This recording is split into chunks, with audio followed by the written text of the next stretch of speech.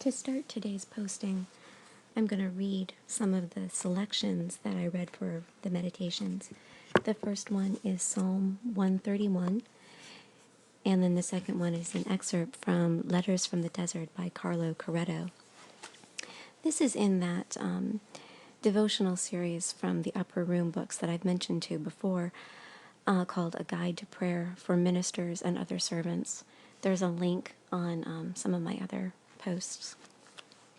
So Psalm 131 is very short, and I'm just going to read the first two verses.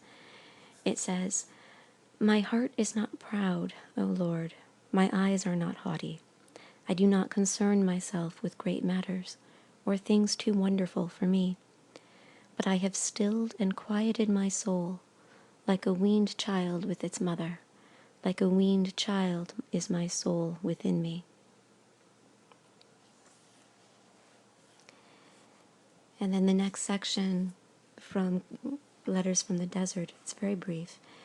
It says, "Joy or sadness, war or peace, love or hate, purity or impurity, charity or greed, all are tremendous realities, which are the hinges of our interior life. Everyday things, relationships with other people, daily work, love of our family, all these may breed saints. Jesus at Nazareth taught us to live every hour of the day as saints. Every hour of the day is useful and may lead to divine inspiration, the will of the Father, the prayer of contemplation, holiness. Every hour of the day is holy. What matters is to live it as Jesus taught us. And for this one does not need to shut oneself in a monastery or fix strange and inhumane regimes for one's life. It is enough to accept the realities of life. Work is one of these realities. Motherhood, the rearing of children, family life with all its obligations are others." So I read these two things yesterday, and it made me think, of course, that's why I'm talking about it now, but it made me think a great deal. You know, the psalmist says, "My soul is quiet within me." I personally aim for quiet, but I never experience it. There's no such thing as quiet in my soul. If there's quietness in my environment, I take that time to stir my soul up and start worrying about all kinds of things. Am I doing what I should be doing right now? Is there anything I should be doing better? Am I doing everything the best way possible for the people in my life? And if it's not that, then I start worrying about stuff that's already over. It's pretty useless. And I understand that, and I understand that I'm supposed to give my anxieties over to God. But I don't know how to do that. And, you know, all of these platitudes and all of this talking about trusting God or giving up your worries to God or letting Jesus take care of it, all of this stuff, it all sounds really good. But how?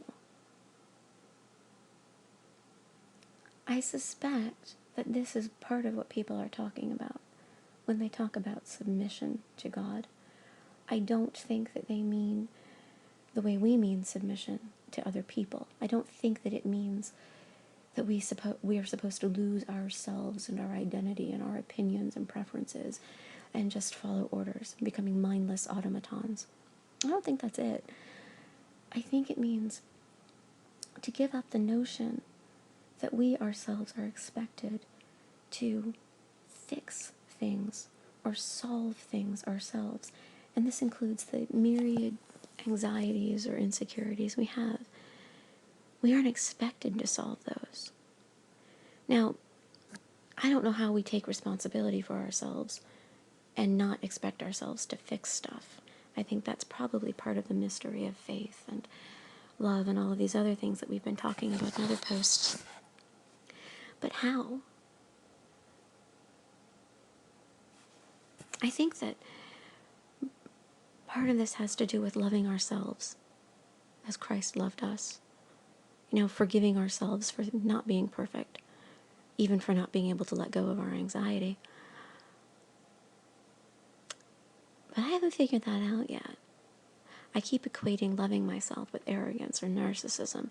I don't think that's true, but it's something that concerns me so much I can't seem to let it go. I found the last paragraph in Carretto's reading today. I found it dovetails pretty nicely with the psalm and the constant concerns about whether or not I'm doing everything that I ought to be doing, or doing it in the right way, or for the right reasons. To repeat, the line is, it is enough to accept the realities of life. Work is one of these realities. Motherhood, the rearing of children, family life with all its obligations are others.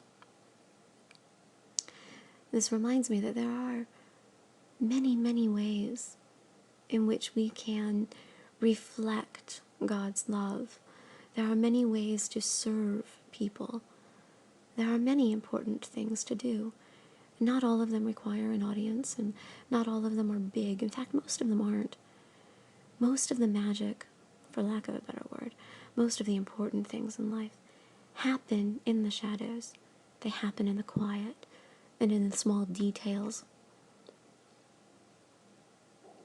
Maybe the key to quieting the soul is to just be present in the details and let the rest of it take care of itself.